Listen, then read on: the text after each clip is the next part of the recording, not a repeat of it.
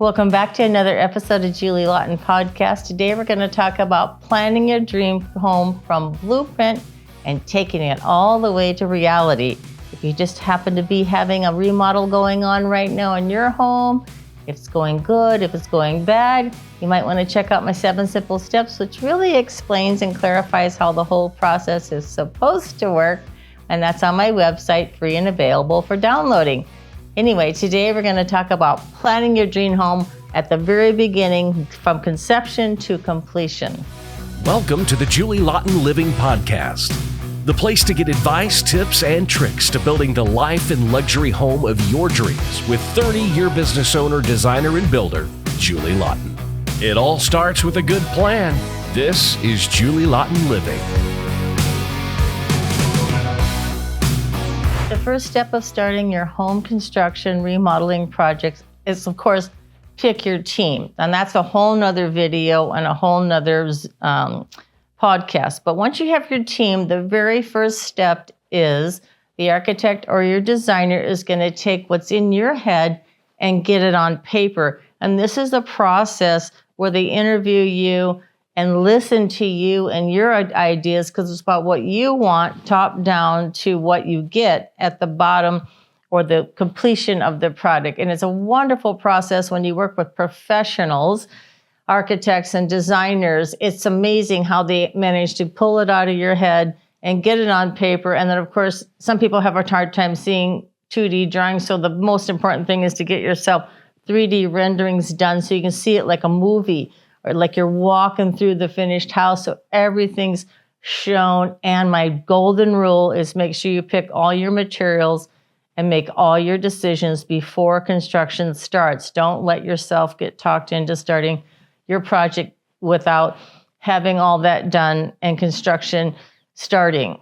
And there are cases where, of course, we do pre-construction and demo and investigation to get the bid right, but I'm talking about the build. That's a whole nother process, and you want to relax during that and enjoy the process. So the first step is getting the plans out of your head onto paper.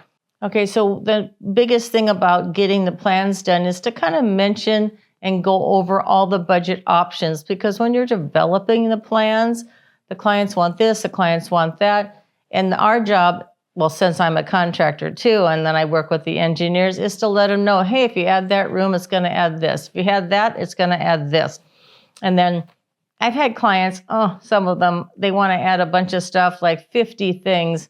$1 million later, I had a client do that in one day. And I'm like, okay, do you realize you just added $1 million of work? And they're like, okay, I understand. So then we keep going. But I always put a number next to what their just dream is. They're going to add coffered ceilings, LED lights, expensive stereo systems, smart homes. I mean, there's so many things you could do to make a home like wow.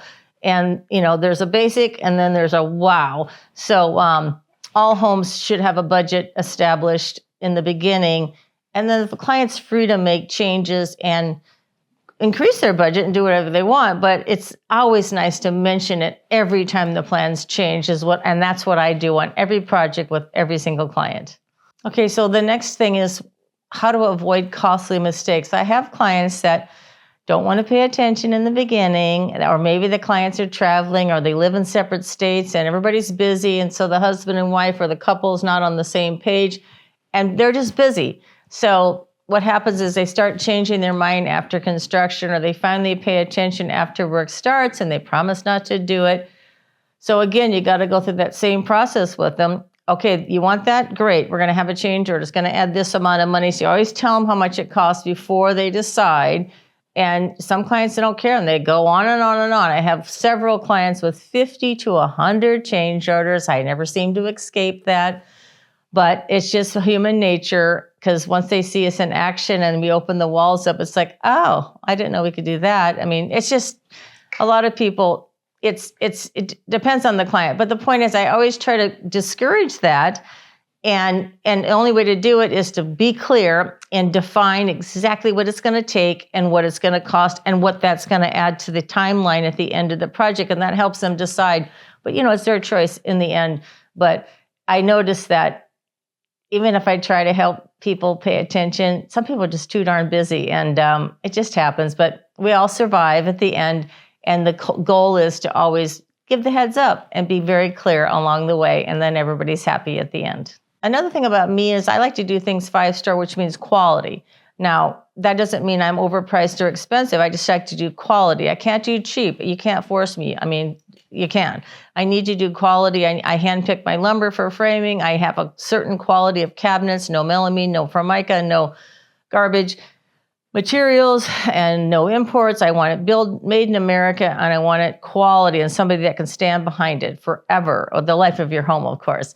So when we're at the beach, I will not chintz because the ocean air kills it. You got to have stainless or copper. You got to have the right roof. You got to have the right paint. You got to have the right siding. I always encourage, spend a few more dollars on something that's going to last longer, like use hardy siding. Do not use wood. Oh my God, we got termites.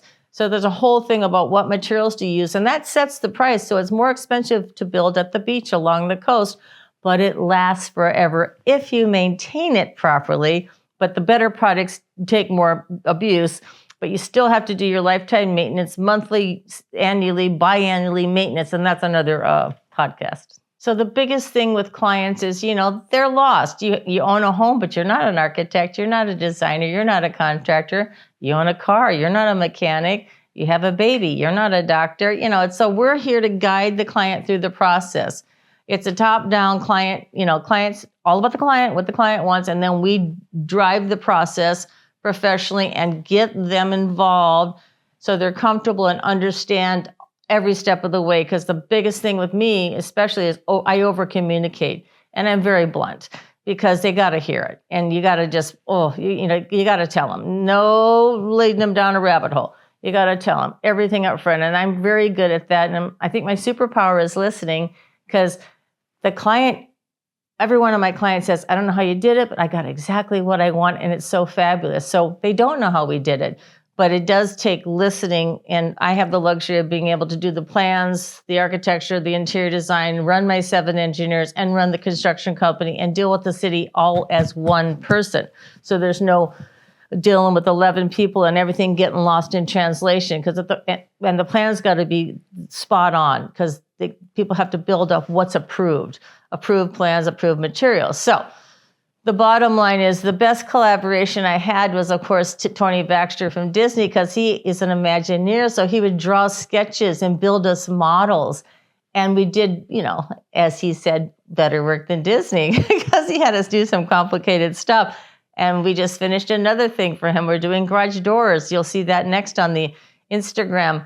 But, oh my God, the collaboration with someone with that amount of creative skill, and then me putting the plans to work physically, like to actually build it. So his dreams become a reality. But with someone like that, it's like, it's over the top, because the house is themed Tudor. It's a whole Disney, fantasy land.